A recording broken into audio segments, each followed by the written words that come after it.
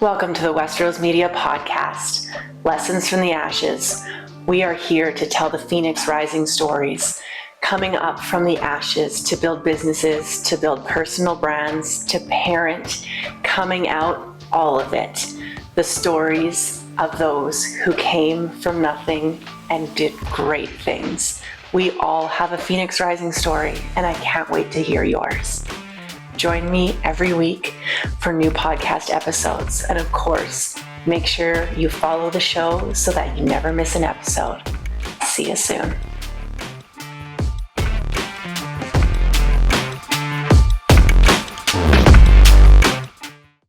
Hello, and welcome to the next episode of Lessons from the Ashes, a Westeros Media podcast. I do want to start this episode by saying there are some trigger warnings for disordered eating and for sexual abuse. So if these are things that hurt your heart to hear, please wait for the next episode. We have an amazing story, and I can't wait for you to hear it. Okay, welcome back to Lessons from the Ashes, a Westeros Media podcast. Today I have a very special guest who I met about half a year ago and have been loving watching her journey since. Her name is Dawna, and Dawna, will you please introduce yourselves and let us know who you are? Absolutely. My name is Dawna Zimmer. I am a 51-year-old yoga teacher, and I live out in High River, Alberta. And yeah, I've had quite a journey. Not the same as anybody else's. No one's is, but yeah, I've risen from the ashes a couple times. So very appropriate podcast to be on. So thank you for having me. I'm so happy to have you here. And ever since I met you, I just feel like you have such like a effervescent, sparkly light. And I'm really excited to hear the whole story. So of course, nobody has just one Phoenix Rising story, but can you tell us a bit about your story and the things that got you out of the ashes?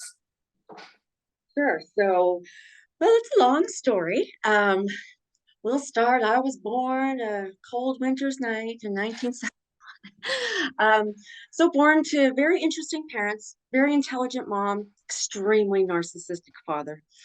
Um, as I tell my story, I like to say right from the beginning, my parents are both the hero and the villain in my story. Much like many of us, we see our parents as this, person on a pedestal or however you see them. And then as you get older, you realize, oh, they're just flawed humans who also had children and they did the best they could with what little they had. So I always like to say that first. That's not an excuse for anything, but I always like to throw it out.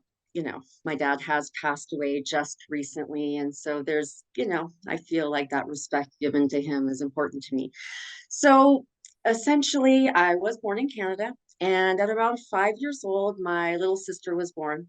And that was my very first time of feeling unsafe. I was left alone with an older babysitter and molested, raped at 5 years old. And that was hard.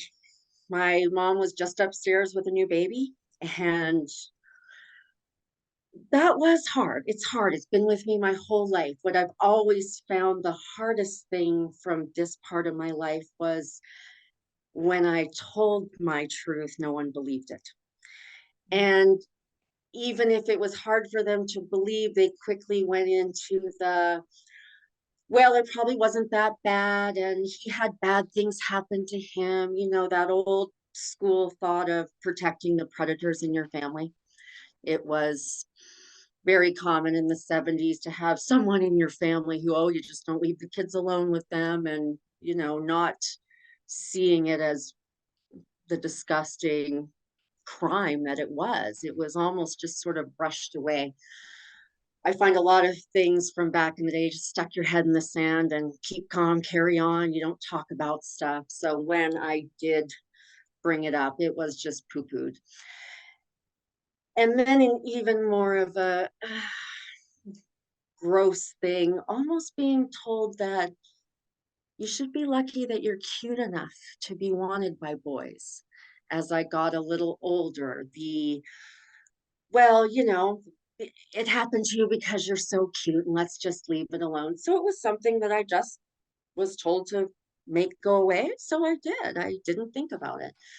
So at about 8 and a half, we had moved down to Texas. And my mom was deep in the diet culture of the late 70s and 80s, really into the pills and Tab, which was a diet cola that killed rats in labs, but they fed it to us anyway.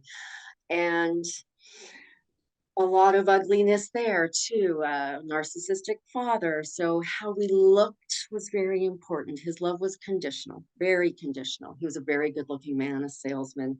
Everybody thought he was the best. Maybe not the best dad. He did not have the tools. He wanted us to look good. So I went on my first diet at about around 8 or 9 years old. And that included code words to make me hold my stomach in so I looked good in front of people, diets, being told, if you eat too much and you feel funny, just make yourself throw up a little bit. And I'd never seen an after school special about bulimia or anorexia or I didn't know that that was weird. I just thought if you ate too much, you just threw up a little bit and you felt a little bit better. That was very common in my family, men, women. Some of my dad's colleagues, when they'd come for business dinners, they would go to the bathroom and throw up afterwards. I look back now, it's gross to even think about, but that was something that stayed with me my entire life, knowing that love was conditional and mostly how I looked. So as time went on, my parents, their marriage just went to shit. So about 14, 15, they started getting divorced, and that was an ugly scene to watch.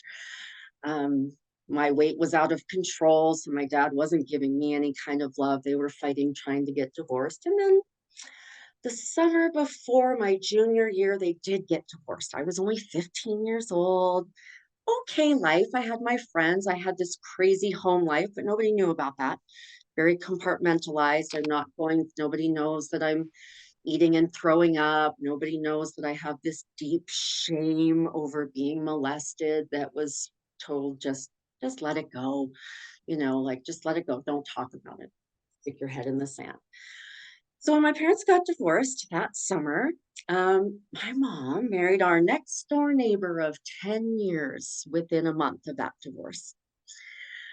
Tough to watch. My mom was his fifth wife.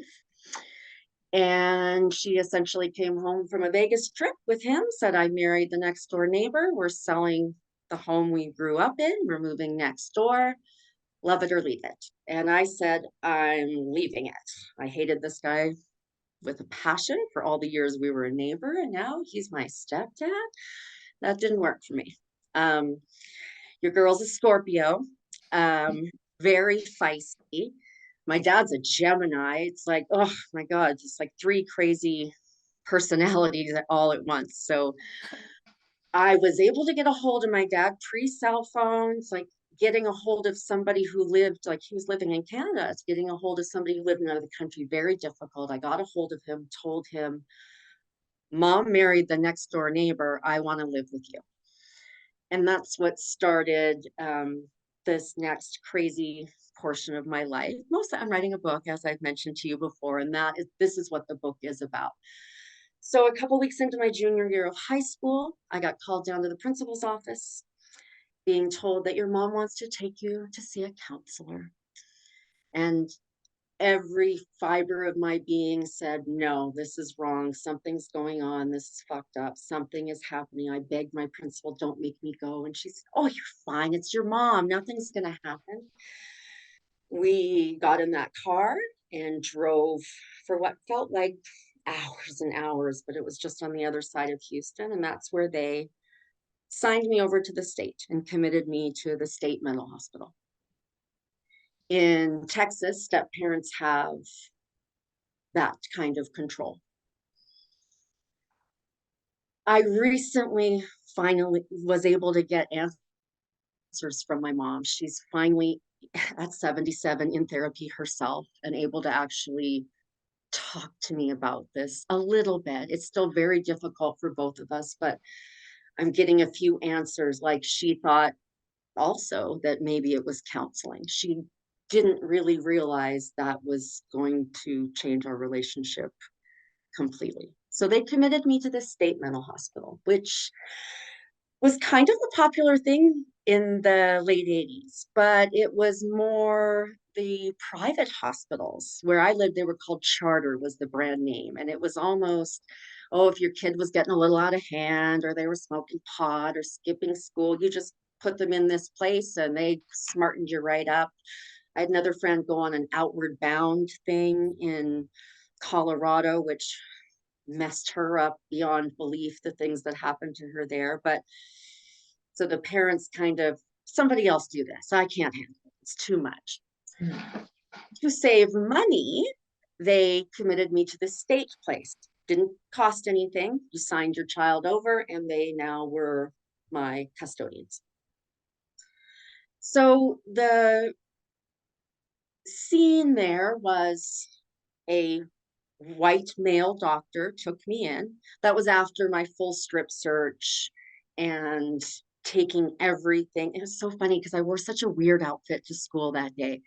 I was really trying to find my group. I was kind of friends with like the punkers, but I had some preppy friends. And so I was really trying to find my way. And I was over the point of not looking cute because you go through that phase when boys start to notice you. I did anyway. You didn't want to be noticed, especially if you have, you know, the kind of sexual abuse past that I had. So I kind of went through a grungy thing, but I was in sort of my cute phase.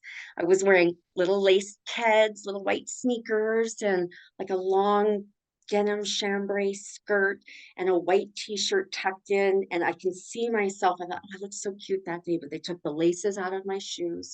They took the belt I was wearing, any jewelry I had. They took all of my makeup and broke it all up so that it was just left with the little palettes, nothing that had a mirror or anything sharp. And yeah, so I'm standing there in this gown after being strip searched at, it was quite 16. I actually turned 16 while I was in there.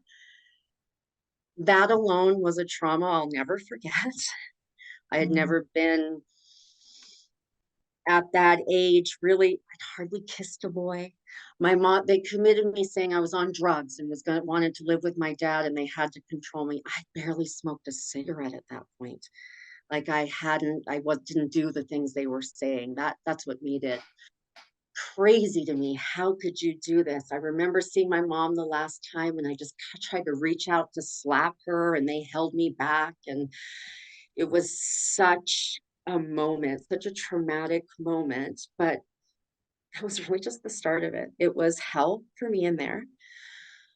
I see it as a different point now. As I get older and older, it changes all the time. I hated those people in there, those nurses. Nobody protected me. Nobody gave a shit about me. And everyone else in there, I was the only white girl there.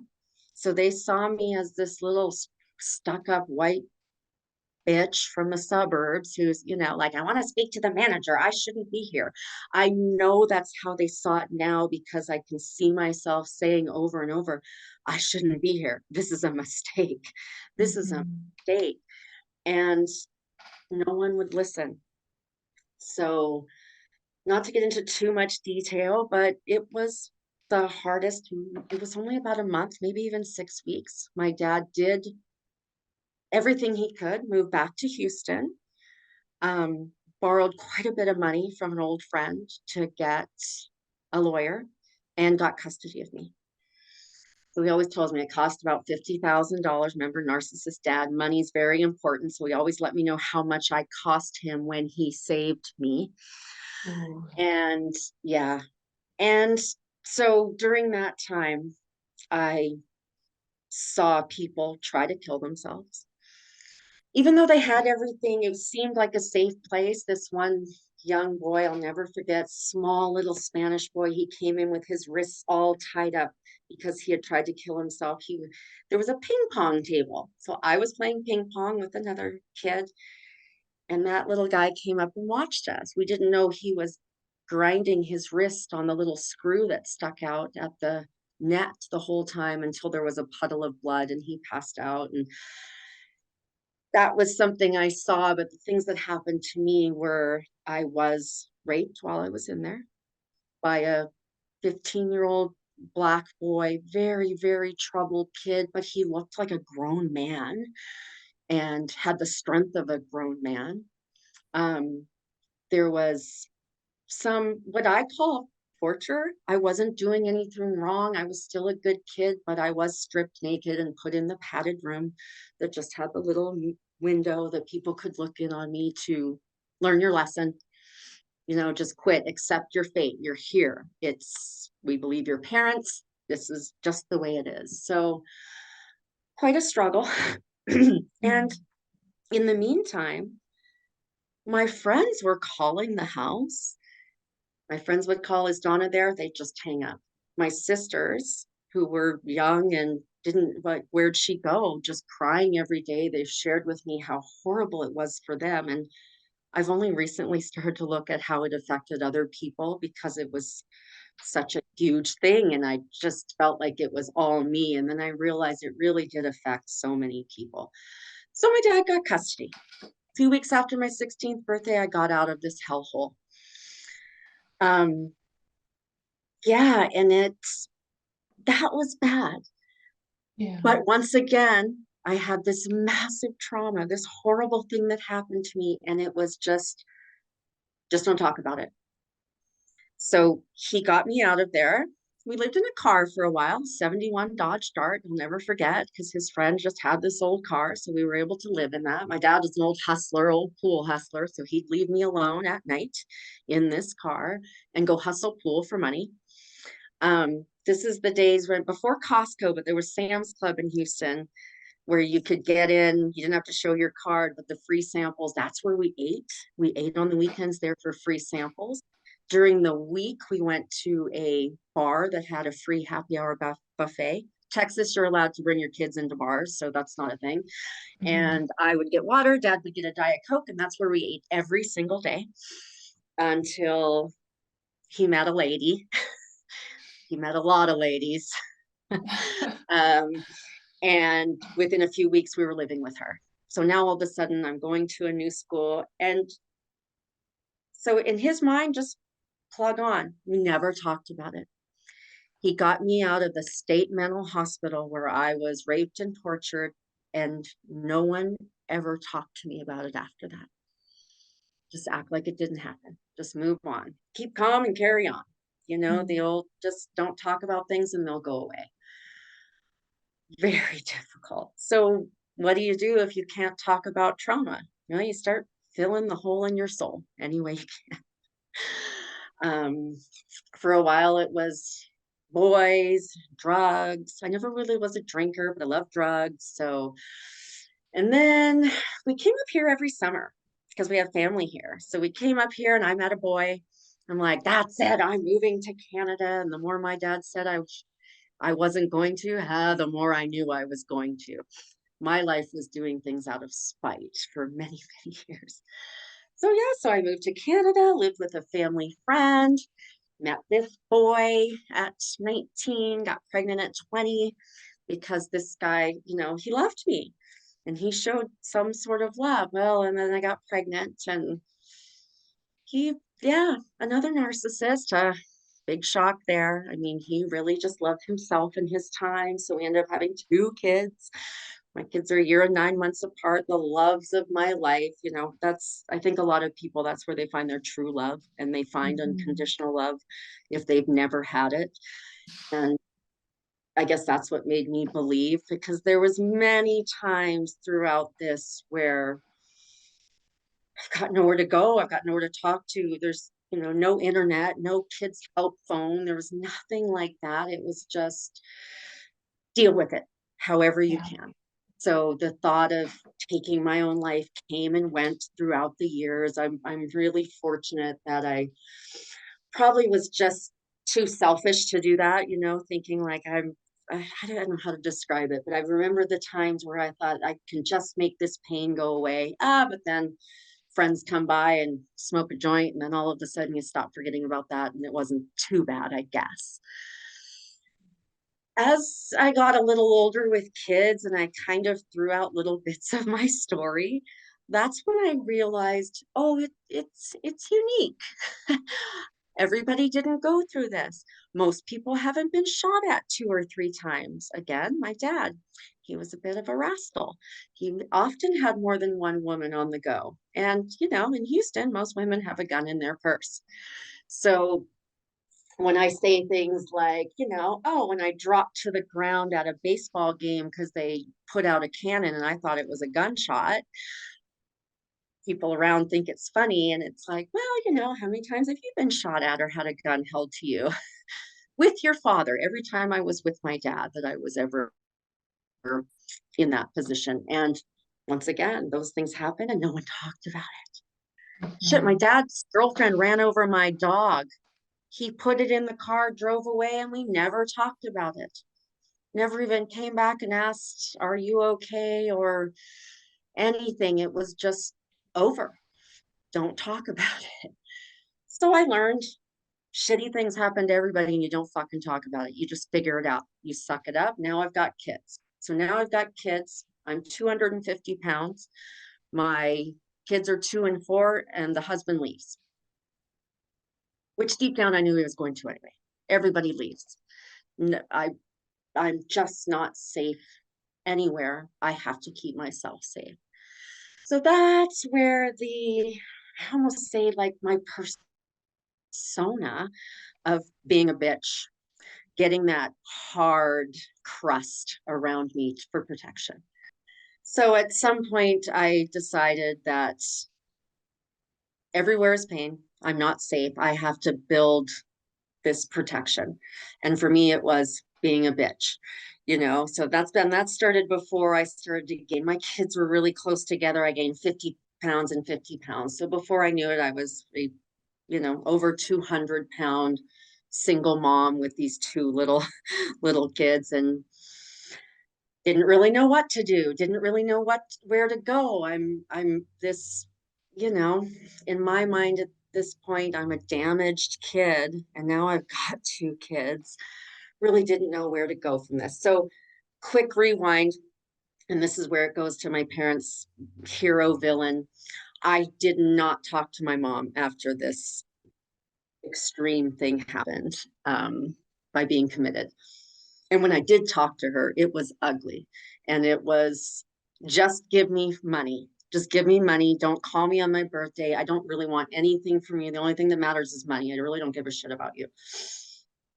And when I was pregnant with my son, so I was pregnant, and my dad said, you should really make up with your mom. It's better to have your kids seeing you have a relationship than seeing you being mean to their grandparent. And I mean, you could have knocked me over with a feather. I mean, she had put him in jail, accused him of child abuse, which was a lie, my senior year, I kind of had my own place. Dad traveled quite a bit. He had, girlfriends here and there, and then a little stint in jail. So I had been taking care of myself in my mind for a long time. And taking care of myself meant surviving, whatever that looked like, physically, mentally, however that looked. So, yeah, so the ex left. I've got 2 kids now, still deep in the pain of everything that's ever happened to me because it's never been out. And when I did let it out, I either wasn't believed or it was turned into such a gross thing, like, again, like, oh, you should be glad you're cute, which, oh God, almost makes me feel sick when I say it now. It's just such a gross thing for a parent to say. But again, these were 2 very ill-equipped people, and not an excuse, but I'm in the phase where I'm, learning. Your parents were just people. They didn't know what they were doing, and they were raised by people who didn't know what they were doing. Sometimes people who didn't even want kids. These are the days where you just got married and you had kids, and that's what you did. There wasn't these choices, and I've chosen myself and I've chosen not to have kids. Everybody kind of did the same trajectory. And if you didn't, there was something kind of wrong with you. So, yeah, so the ex left. My mom actually moved to Canada to help me. And so tough stuff, having to stuff down all of the feelings. And just because I was desperate, I had, by this point, I was dragging two kids downtown on a bus to try to get welfare, which, by the way, is not freaking easy. When people say, talking about people who got any sort of assistance, you know what? It's not easy. Actually doing the deed, and mentally it's so hard. I'd always worked. I'd always taken care of myself. And now I'm in the position where I'm just crumbling mentally, physically. I can't do it. And I have two people I'm supposed to raise. So my mom, lived with us for a while and helped. And then I started losing weight. And I'm like, oh, well, this is great. Like my life's just going to be great now. And the more weight I lost, the more my dad came back into my life and helped me financially. And I became his favorite again because I wasn't the fattest, which is so disgusting, but it's the reality. It's the reality of what we live. Conditional love. Conditional love. His most important things were money and looks, which at any given time, he didn't always have money, but dad was a good looking guy. He knew how to make things happen. Um, yeah, and a salesman, everybody thought he was the greatest. Oh, your dad, I wish he was my dad. Those types of things when you knew. Ugh. I've only recently gotten over the fact that people used to say, oh, you're just like your dad. And then I realized recently they were actually complimenting me. They saw him as this really charismatic, funny, life of the party, good looking guy about town, well traveled person. They didn't know the narcissist at home. And I think I think so many people who live with narcs know exactly what I mean. They you hear these things and you're like, if you only knew. And I've only recently come to realize they were complimenting me. They weren't being cruel like I thought they were.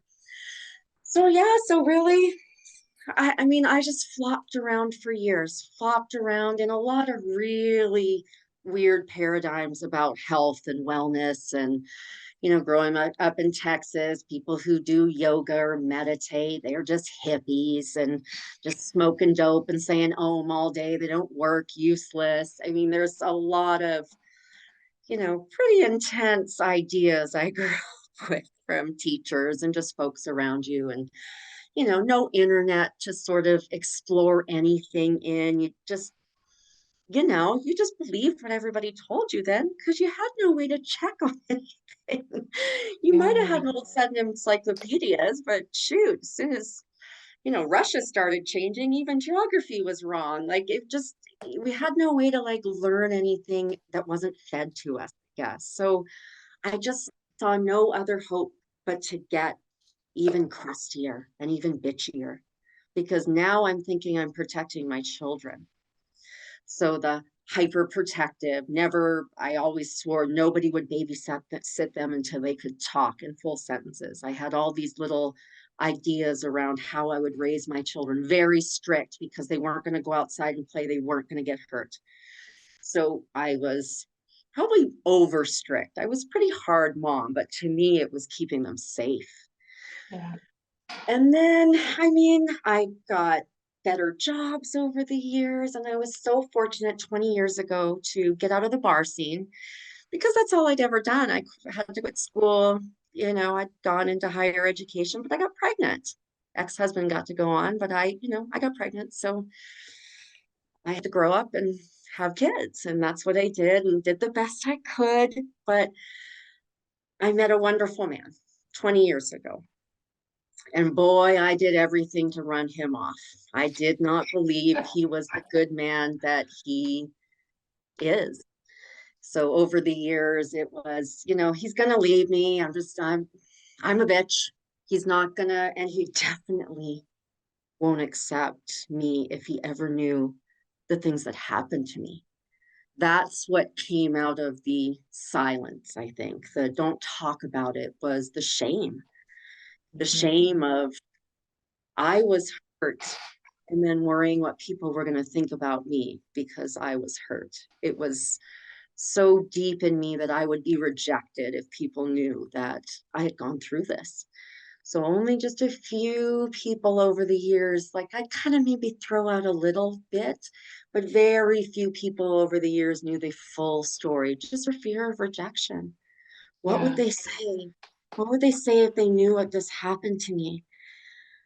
Now I know they say, oh my God, you should have been kept safe. You should have been protected. You should have been allowed to speak your truth. All of these things that I now say and foster in other people is what I should have gotten. And I didn't. And it was, I mean, I'll be 52 this year. I mean, this journey has only been in the last 10 years for me where I've started to, it started with just, if you will, regular talk therapy. Mhm. And that was only after my physical health went down the tubes.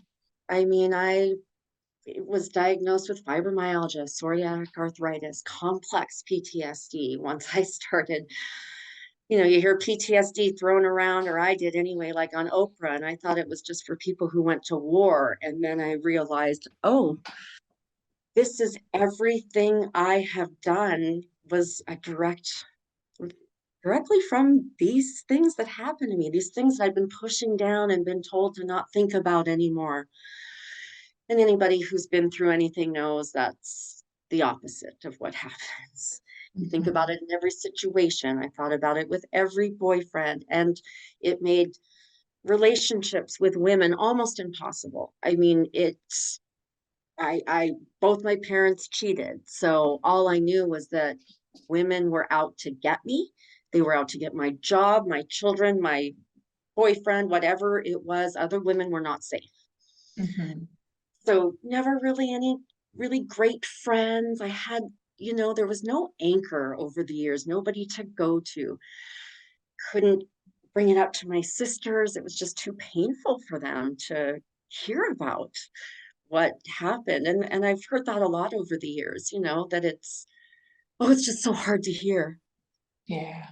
And if you've been through trauma, that's the biggest fuck you.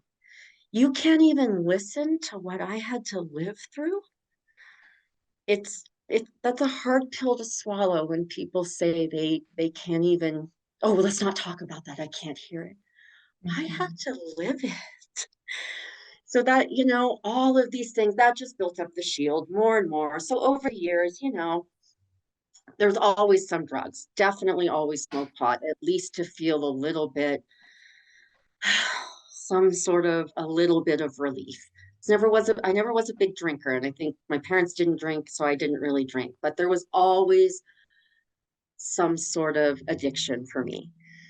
At one point it was food and I was very overweight, and other times it was drugs. Men, something has to fill the hole in your soul if you don't address it. So here I am. I'm in my 40s with a younger husband. I still didn't believe that he was safe at that point. Like we had been married for 5 years, and I thought, well, this is it. I can't drive. I'm useless. He's going to leave me for somebody younger, better. Um, he's still here, by the way. He never did leave. I'm learning now that he was always the man he was, but I just didn't believe those people existed. Those people were never in my life. So to really believe that, I would say that was only in the last 5 or 6 years, and we've been together 20 years. That, well, let's just see. Well, now I'm down this low, and I'm here. You're going to leave now. You're not Mhm. going to this. And then hearing all the dirty details of my story, and he still didn't leave. So just starting to realize unconditional love does exist. So I have some success there, but boy, it took a long time. So yeah, so when I got really ill and couldn't really leave my house. That's when things really, really were bad. I started thinking about taking my own life again. I was an empty nester. My kids are both over 18 and they left and started, living their own lives. And so if you're not a mom, and I couldn't work anymore, so I was on disability and I don't have a job, so I'm not in the workforce. Couldn't really do all of the things I did as a wife. It was a low time. I've only recently given up that I was thinking about suicide at that time. It's hard to admit because I always feel like I'm stronger than that. But I did. It was a really dark time. If I'm not all of these things, what am I? Who am I? Just this damaged person who doesn't really deserve love. That's how it felt all of my life. So then I started to dip my toe into therapy, talking about it, talking to a third party person who didn't have any connection, who had no reason to stop when things got ugly, and just starting to dance around the darkness. You know, I didn't know you had to go through the dark completely to get to the other side, but that part's coming. So I started this therapy and, I gained a lot of weight at that time and didn't feel good about myself. And my rheumatologist actually said one day, if you lost a little bit of weight, you'd have less pain. Well, that bitch, I cursed her all the way back to town saying, how dare she? And Mm, then reality sunk in. It's like, yeah, you know what? She's probably right. She's probably right. So I started just standing up. Used to watch Dr. Phil every day. So I'd stand up during Dr. Phil and just walk it because I was barely making it to my kitchen to get food at that time. Like I could hardly walk. My fingers were, I had joint damage from the psoriatic arthritis. So my fingers were starting to really curl in before I started meds. Brutal mental health. I'd never really done anything physical, never worked out, never, well, I mean, I shouldn't say that. I was quite sporty as a kid, going back to that old diet culture. I wasn't fat. I was fit. I was very sporty. I played sports and did gymnastics and I never saw myself as fat. My parents saw me as fat. So that it was, God, that whole thing of just never loving yourself, no matter what size, didn't understand mhm, love. All my love went to my kids. And to me, that's all there was. And that's all I really needed. But I did need more. I did need more. I really hated myself. I had tried things over a few years before this. I actually got breast implants because I hated my body and I'd lost weight and I breastfed for many years. I'm like, oh, this is going to make me happy. I'm going to change this and this is going to be the thing that makes me happy.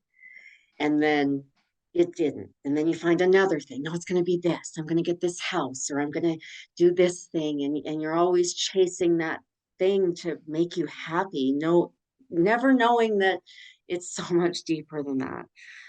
And scary. When you're told we shouldn't talk about this, when you first start talking to a therapist, you still dance around it a little bit. It's still yeah. very scary. I was shown that it's not safe to tell. Don't talk about this stuff. Nobody wants to know. Just act like it didn't happen. You didn't die, so move on. Mhm.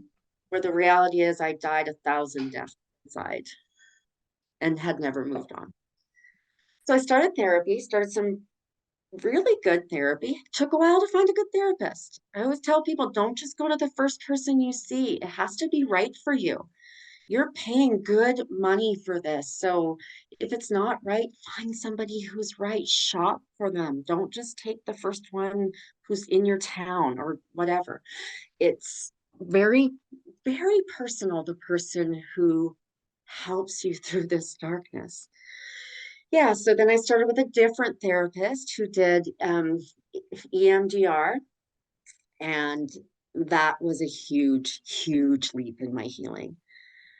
The real ugly stuff, facing it, really facing it. This part could almost bring me to tears because I had no idea how they could bring you to the moments and didn't even know in that moment that I was strong enough to get through talking about it because it felt, oh, it gets so real. You feel it all again. You smell the smells. It's a very intense therapy, but it did something for me that I didn't know I needed. And it was, yeah, really facing that darkness to get to the light. So going into the fire, not dancing around it or just lighting your joint off it, actually going into it. Scariest thing ever, facing it. And yeah, and I did. And then a little more, and then a little more, and then a little more. And then I actually started to enjoy the feeling of moving my body, realizing, oh, hey, now I know, hey, I got a little natural serotonin. Wow, I kind of liked that. So I started doing exercise classes. Um, First class I ever paid for was a beautiful bar class right here in High River. And I actually paid somebody to go to a class. It was a big moment for me. With all those years of scrounging for money, I couldn't imagine. Oh, like, must be nice to have a trainer and must be nice to have all of this. By the way, if somebody says must be nice to me now, that's the last words they ever say to me. I don't deal with people like that. If you're not happy for where I am, you're not part of this with me. But I was a very much must be nice person. Oh, look at her, you know. Plus, every woman was my enemy, competition. All the wasted years on that. That's a whole nother story. Anyway, so started exercising and felt okay about it. But my exercising was always cardio. Don't slow down. 'Cause when you slow down, you start to think about the worst stuff. And a friend said, you should come to a yoga class with me. No, God, do I look like I do yoga? No, definitely no to yoga. And then she asked again. And then finally she's like, hey, there's a free class. You're definitely going to come to a free class, right? I'm like, okay. So she drugged me to this yoga class. My first yoga class was a disaster. It was all good while we were moving. Then we get into the final pose, Shavasana, where you just lay there with your own thoughts. That was a place I never wanted to be. I kept my mind going. I volunteered. I worked 2 jobs. I go, go, go. Just keep going until you're so tired you fall asleep. There's no time to think about that darkness. But that first time in Shavasana, tears streaming down my face as the teacher said, take this moment, take a deep breath, and look inside your heart. And the tears were flowing. And it's like, oh, I don't want to look inside that dark black little thing. I was imagined as the Grinch heart, just that tiny little black sad thing. I saw myself as a bitch. I was a hard ass. That's what kept me safe. And I left that class going, screw this. Yoga makes you cry. Yoga makes you cry. I'm never doing it again. A week later, 2 weeks later, she's like, let's go to a different type of class. I'm like, are you kidding me? This is bullshit. I'm not paying for somebody to make me cry. No, let's just go let's go work out and do something, movement. She's like, no, really, this is a whole different teacher. You're going to love it. And it was a different teacher. And I did love it until we got to Shavasana again, laying flat on my back. So my most vulnerable space I could be. And no one mentioned that to me at first, that vulnerability you might feel. I didn't know about being trauma informed or what it felt like to physically expose your body and open up to looking within. It was so raw and so frightening. Once again, crying. That teacher actually played the song Hallelujah during Shavasana. And it oh, could almost make me cry right now. I could just feel that moment. And I blubbered. I was actually making, sounds. So now, of course, I'm embarrassed on top of everything. Oh my God, all these people are just breathing and they're so cool. And I'm sobbing. Now I know that almost everybody has some sort of level of that when you are quiet and vulnerable and look within. Now I crave that, which is interesting. I crave those moments. But at the time you left that class, and again, I'm like, this is bullshit. I'm not doing this. One more time. So it was right after, unfortunately, that horrible bus accident, the Broncos, the Humboldt Broncos. So it was a class that was a donation-based class for that. So there was a lot of emotion through the whole class. It wasn't just go, go, go, and then stop. It was a very emotion-filled scene in that class. And that teacher was a completely different teacher. And I don't know why, but in a few moments during Shavasana, I did feel safe. And I did look in, and what I saw was pain and fear. And then I tucked that away, and then we'll just put that away for later. Nobody has to know about that. I'm still a bitch. I'm still strong. I'm still the Scorpio. Everything is black and white. Has to be this or that. And I'm not a yoga person. Yoga people are like this, and I'm not like that. I'm like this. And yeah, so then, got into yoga, did yoga. Still really liked more of a yang style yoga, not your yin. Oh my God, yin, screw that. Sitting there thinking like for minutes at a time in each pose, no way. And then, kind of dabbled in yoga here and there, but COVID happened. So now there's less distractions. And I'd gone a lot further in my journey. So now I'm really into yoga. I'm doing yoga almost every day, almost thinking about meditating. Meditating was also scary. That's alone with your thoughts. My thoughts always went dark so quickly. My knee-jerk reaction was to just make it stop, whatever that took, just make it stop. I don't want to feel this. And then I decided I wanted to learn more about yoga. So I'm going to become a yoga teacher. Not really. I'm like, I can't teach people. Who's going to listen to me? Nobody wants to listen to me. I'm grumpy. I'm such a bitch. I've left this trail of broken friendships and cruelty in my wake. This is in my mind. And I just wanted to learn more about yoga. So I do this. And of course, you do the practice teaching. And my yoga teacher, you're really good at this. You're great. You should become a teacher. I'm like, no, never, can't do it. And during our teacher training, she brought in a guest teacher. Now, had I known there was going to be a guest teacher that day, I probably wouldn't have shown up for class. Like anything out of the script or anything that wasn't exactly what I had planned for somebody with my kind of trauma just induced panic in me. I have no control over this. Oh my God, something different's going to happen. It's not what was I have in my outline, just sheer panic. And this woman's name is Melanie Dawn. She is a wonderful, wonderful local yoga teacher, Reiki master, limiting beliefs coach. She literally that day changed the trajectory of my healing with her yoga nidra that she gave to us. And interestingly enough, the whole premise of that nidra was the phoenix.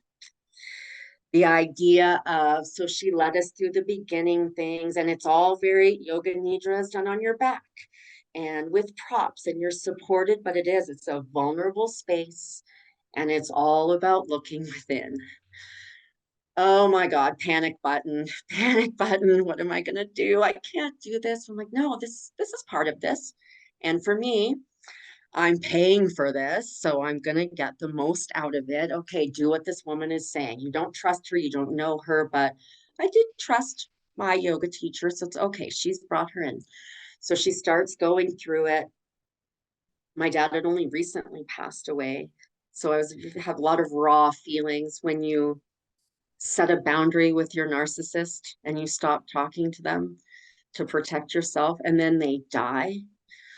It's a whole different level of grieving. There's several, I had to get through a lot to get down to being okay with everything. Because again, hero and villain at any given time, like our relationship was so, just like everything, the duality of life, our relationship was so Oh, so layered.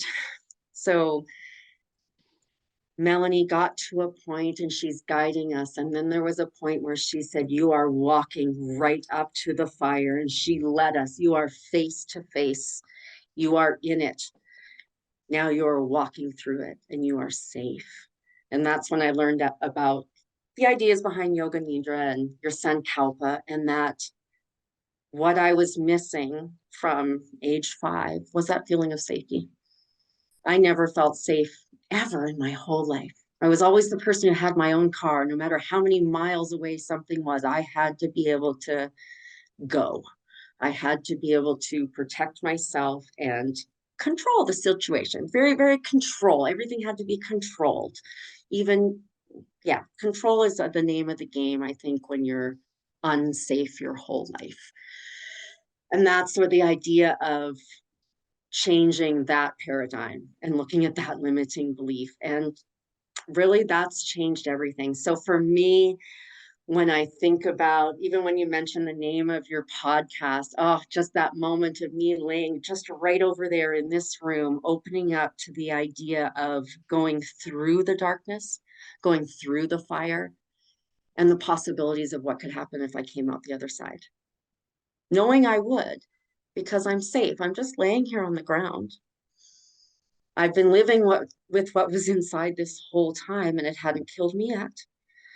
So yeah, so that big jump, oh, I mean, it really changed everything. And that changed me to notice maybe I wasn't a bitch. Maybe deep down I was a kind person who wanted to help people. And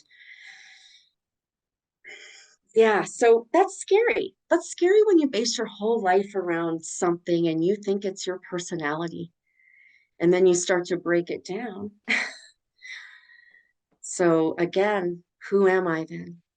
Who am I if I'm not this crusty, oh, she's a Scorpio, that's how Dawna is, she's just like that, and don't piss her off, and walk on eggshells about certain things. So if I'm not that person, then who am I? Now, don't get me wrong. Do I have the answer? No, I'm still figuring it out. And, hopefully I'll live twice this long, like my grandma lived to 102, and I have 50 more years to figure out who I am, because I'm still figuring it out every day, breaking down that painful, painful shield protection, the armor that you build, and realizing I am safe. I'm safe to trust other people. One of my favorite things that have come out of that is the change in the relationship with my husband. We had a solid marriage. It had never had any huge bumps. He came in when my kids were 8 and 10, and he had a fantastic role model for a stepfather, and he jumped in and he's been fantastic. Like, I can't say enough how he took on, and he's younger than me, just so you know, like he's 8 years younger than me. So he took on something that was completely new to him. He didn't know anything about it, but he did it with such grace, and he did such a good job, even having to deal with me and some of my ugliness through it all. Like, these are my kids. And, like, they never said, "You're not my dad," but I think I threw that out there a couple of times, because they were mine. I say ours now all the time. So what's changed in our relationship is I don't have to feel like I'm protecting him from anything. I don't have to feel like I'm protecting myself from anything. I'm safe to let him know that I'm whatever. I can't even really think of an example, because we've been so open in the past few years where things were,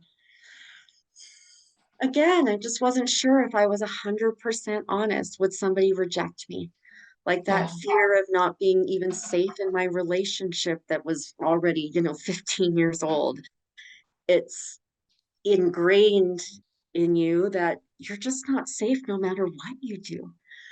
So really switching that paradigm. And man, I would never write in a journal before. I've got journals all over the place now, and almost everything starts with, I'm safe I'm safe to feel this. I'm safe to talk about this. I'm safe to research this. I'm safe to let it go. I'm safe to hold on tighter. Everything I do starts with that. And I still haven't let that go. Like I'm still really in that space of my healing where I'm learning to trust other women. Went to my first women's retreat this year, which was way out of my comfort zone. Even driving there, I was thinking, what am I doing? What am I doing? These people are not going to accept me. They're okay. My little small group did. Okay, the small group of people, because during our yoga nidra training, because I took after I wasn't long after I became a yoga teacher, I'm like, well, I'm going to have to spend more time with this Melanie Dawn person. She really helped me. And so I took her training and actually trained in yoga nidra. And that's when I kind of whispered out my truth to everyone about what I'd been through. And they didn't reject me. They Mm. actually just pulled me in closer and accepted me harder. So the in jumping into women's circles, oh, even that word scared me. Any, language always has scared me. Like, oh, I don't want to put labels on something. I'm not this, I'm not that. But I'm learning to live in the gray area of life. And my God, it's beautiful here. It doesn't have to be black and white. I know I always say like it's my Scorpio trait. It's a lot of traits. That's a human trait. I think I'm realizing it's not just for us crazy Scorpios. Lots of people feel like that. Like kind of once you've made a decision, dig your heels in because maybe you're gonna Mhm. look weak if you change your mind over something. And the more things I change my mind about and switch the paradigms, I mean, just the easier the healing gets. I know there's more on this journey, but it's an exciting space to be when you've been through the fire and you've been through it and been through it. But what I've realized now is I was kind of just always sitting in the fire. I'd never been the phoenix risen out of the fire yet Yeah. until recent. And that's when you can sort of, oh, I can even just see the imagery of the phoenix just looking down on what they've come up from. Because you don't just come Mhm. up and fly away, it's always with you. You Yeah. know, you might come out of the ashes, but it'll always be a piece of you, and that's okay. I'm not 100% a damaged person like I used to think. I'm becoming a healed person. And looking at the, pile of ashes dead on and knowing it can't hurt me anymore. Knowing that I'm safe to be in the darkness because there's light. It's oh God, I'll stop almost crying here. Whew. The sometimes as I'm saying this, I'm actually realizing as I'm saying to you, like how far I've actually come. Yeah. Sometimes I feel like you're always just in it. Like sometimes I feel like I'm just starting to Mhm. look at the roadmap. I haven't even been on the journey for very long. And then I realized, no, it's you've gotten somewhere. You Yeah. have gotten somewhere. I have risen. I have come out like such a good version of myself that I didn't know existed. Back to the Grinch, my little heart, boop, boop, boop, it got bigger, just like his did. Like I had the capacity for that all the time, but I had to keep that crust in my mind to protect myself, protect my kids. And God, it's such a beautiful. Now, again, I'm not all the way on the other side. I'm somewhere in the middle. I'm still learning. I think I always will be, always growing, but I can breathe now. Mhm. And when I say I can breathe now, that's something else that I promote in my classes and my practice are big belly breaths. First of all, be proud of this. This is not something you need a code word to hold in. Whatever you have that got you to this point, love it. Rubbing that belly. I got a real menopause belly going on now, and she's there. And I love her because all of this body has gotten me to this point. So it's only been in the past couple years learning about breath work that I have taken full breaths. So to say I'm just now taking the big breaths and the sigh of relief, it's not a euphemism. I am actually just learning to fill my belly, show it being big, show my chest expanding, and taking deep breaths. wrap it up with that, just about, asking for help, even to the point of, how much you've helped me, like in the whole social media space, and just like getting help. Don't flop around and think you can do it on your own. Because what I found is once I started asking for help, like I got hooked on it. I couldn't stop asking for help. And I'm always looking for someone who's either been through it or somebody who you can collaborate with, so that's where it kind of ends for me, is the asking, the feeling safe enough to know that there's people who can help. Mhm. So when people come to you now, like, do you feel like helping other people is part of your healing journey too? I find so many people say that once they've been able to ask for help and then they start helping others, it just like multiplies their own healing. Do you find that? Absolutely. And it happened so naturally. Like I didn't seek out people to help. They come. Just Mm-hmm. like I came to the people who I asked for help from. They just seem to, it's almost like you get what you need when you need it, and those people just start to arrive. I had a real problem with the word healer and just different words. Like I like labels were intense, where I realized you can be whatever you want to somebody. It doesn't Mm-hmm. matter what the name. I like to see myself as like a helper. Remember, Mr. Rogers says, find the helpers.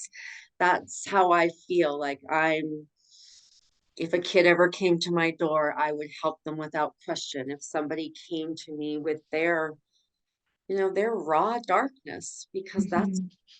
I used to, I know this sounds cruel, but I used to really think my trauma is worse than yours. Yeah. I went through some bad shit. So what I went through was way worse than yours. You would never be able to relate to me. Then as I began to heal, I realized everyone's trauma is the worst thing that ever happened to them. Mm-hmm. It does equate. It doesn't have to be the exact same thing. It was the worst thing to ever happen. I started to, oh, this sounds, but like really respect what other people had been through. Yeah. Kind of get so much into your own trauma and then your own healing that you don't even realize how many children have felt unsafe their whole life, how many adults have felt unsafe their whole life. So if people want to like try this out, like when you were speaking about yoga nidra, and if like someone's like, oh my gosh, I really want to try that, like how can they actually do that with you?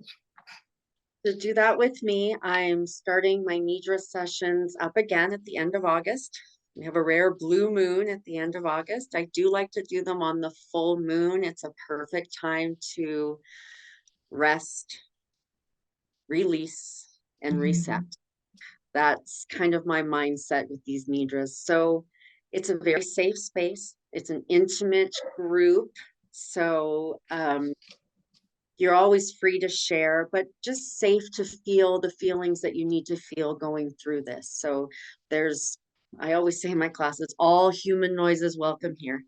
Whatever you need, whatever release you feel. Often it's crying, but every once in a while it's that deep, that big sigh of, Yeah.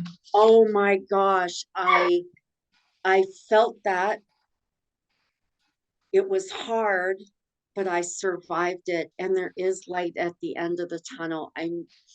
When I see the light at the end of the tunnel, sometimes I used to envision that as just a train coming towards me. Yeah. And people would say, oh, there's a light at the end of the tunnel, and all these, different cliches that people would say. And I would think, yeah, but I feel like that light is going to crush me. It Yeah. never felt like I was reaching out towards something. It felt like something was barreling down on me. So I'm always careful when I use cliches like that, but just know that I've been at both ends of that tunnel. Yeah. And I think that's what draws people into my classes or my nidras, because I've seen things, I've been through things.